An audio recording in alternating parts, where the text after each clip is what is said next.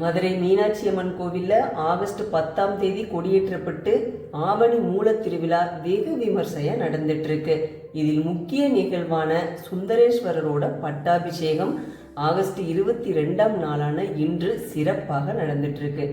பட்டாபிஷேகத்தில் பாண்டிய நாட்டின் மருமகனான பரமேஸ்வரனுக்கு அணியக்கூடிய கிரீடத்தின் பெயர் என்ன தெரியுமா?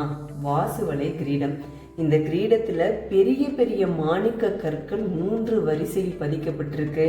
439 முத்துக்களும் 300 பவளங்களும் 247 செம்பு கற்களும் 39 மரகதங்களும் 27 பச்சை வைரங்களும் 6 நீலங்களும் 2 கோமேதகங்களும் பதித்த கிரீடத்தை அணிவித்து சுந்தரேஸ்வரருக்கு அப்போதைக்கு வாழ்ந்த பாண்டிய மன்னர்கள் பட்டாபிஷேகம்.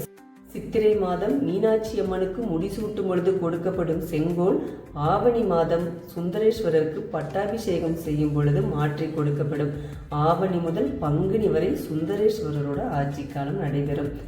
மீனாட்சி அம்மன் பற்றிய கதைகள் தெரிந்து கொள்ள நம்ம பேஜை ஃபாலோ பண்ணிக்கோங்க.